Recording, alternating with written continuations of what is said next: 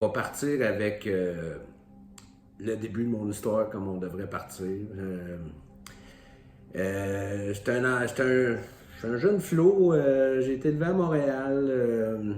J'ai eu une super belle enfance avec une super gang de chums que je salue aujourd'hui. C'est ça, Ville-la-Salle. Et puis, c'est ça. J'avais mon père, ma mère, couple aimant et protecteur qui étaient Edith et Jean-Louis, qui étaient des personnes fantastiques qui m'ont super bien élevé. Et puis, c'est ça. Et à un moment donné, à l'âge de 13 ans, ma mère est décédée. D'une façon tout à fait dramatique et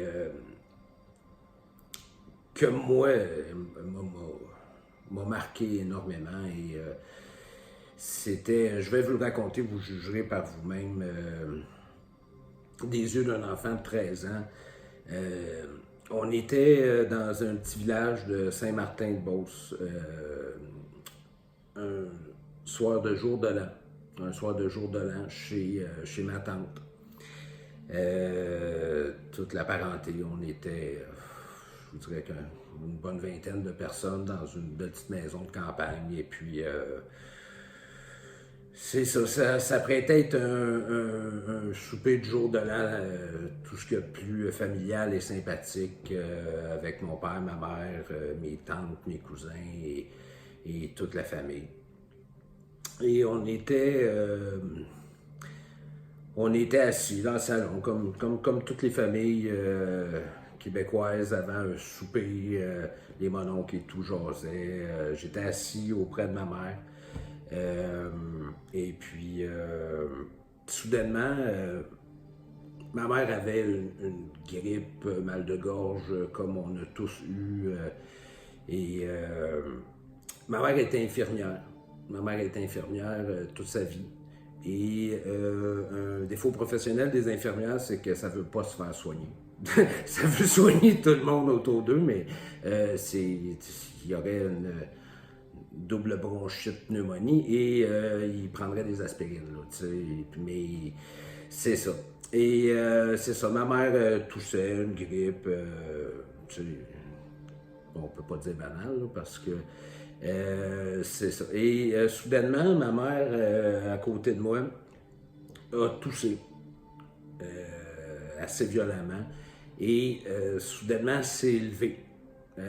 Personne ne comprenait trop. Ça l'a passé plutôt inaperçu. Elle a toussé fort et elle s'est levée et s'est dirigée vers la chambre de bain. Il n'y a pas grand monde qui ont remarqué quoi que ce soit. Mais à ce moment-là, ce qu'on ne savait pas, c'est qu'il y avait des sécrétions, ou je ne suis pas médecin, mais il y a quelque chose qui a bloqué ses voies respiratoires à cet instant-là. Et moi, j'ai eu le réflexe de partir à l'arrière et de suivre ma mère. Et elle s'est écroulée dans la chambre de bain pour toute la famille était là. J'ai un cousin costaud qui l'a pris dans ses bras et il l'a amené sur le lit. Ça s'est passé en quelques secondes. Il l'a amené sur un lit dans une chambre tout près. Et à cet instant-là, moi, je me suis faufilé entre la panique des gens et tout ça. Ils ont essayé de... Mais pour résumer, c'est que je suis arrivé devant ma mère qui a poussé n'a pas poussé son dernier souffle, elle était bloquée. J'ai vu les yeux de ma mère partir et c'est ça, elle est décédée devant moi. Ça a été à cet instant-là, même si les gens ont essayé, mais non, ils l'ont emmenée à l'hôpital, ils l'ont soulevée, elle est restée rigide, elle était décédée à cet instant-là. Ils m'ont dit tout va aller bien, ça va être correct, mais non, moi je savais que ma mère venait de quitter à l'instant, là.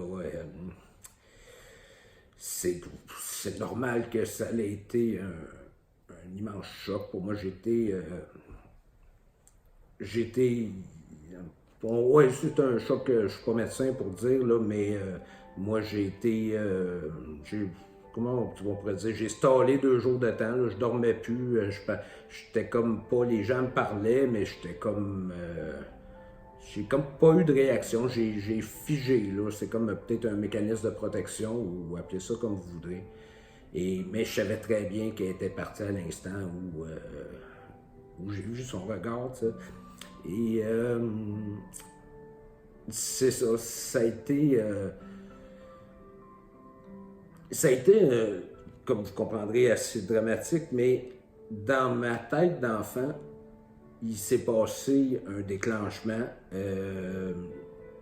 à cet instant, à cet instant, dans 2-3 jours qui ont suivi, où j'étais dans un état second, on peut dire, là.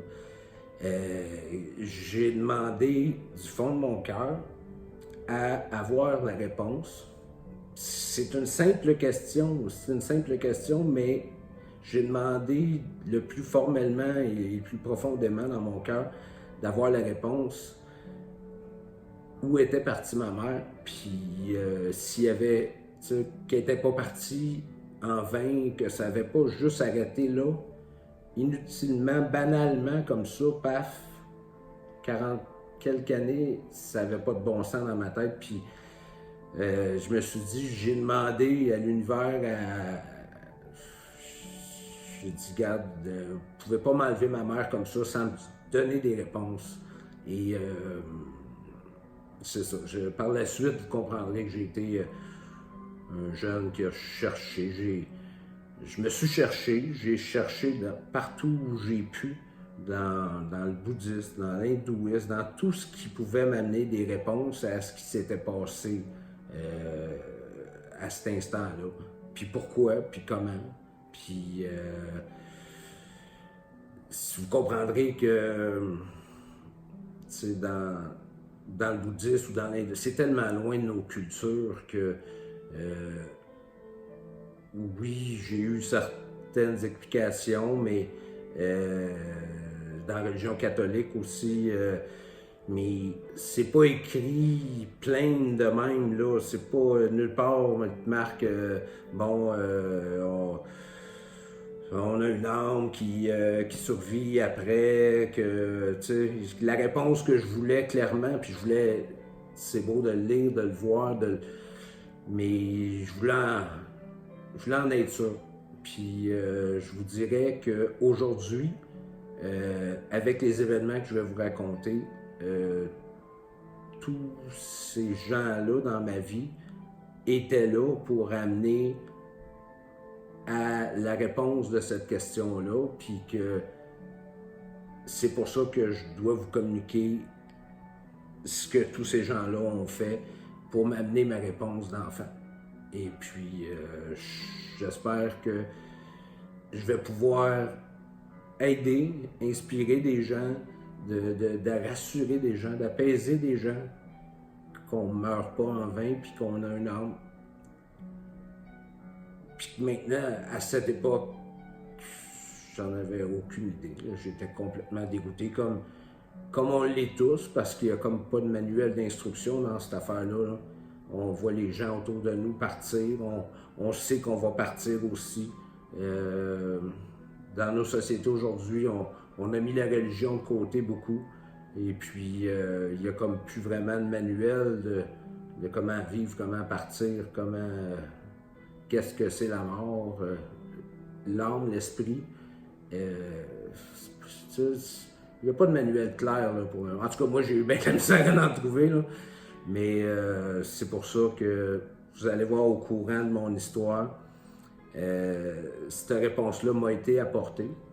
Je vais venir plus à l'aise à vous dire par qui, pourquoi, comment. Je veux vous amener doucement à mon cheminement. C'est ce que j'essaie de vous expliquer, mon cheminement. Comment moi, j'ai eu cette réponse-là. J'ai pas beaucoup de réponses parce que c'était ma question. Je cherchais pas à comprendre tous les mécanismes et cheminements de... J'ai resté à cette question-là. Est-ce qu'on a une âme? Est-ce qu'on survit à la mort? Et est-ce que les êtres qu'on aime sont encore là? Et puis, est-ce que nous, on va être encore là? C'est pas mal ça, là. Mais je vous remercie.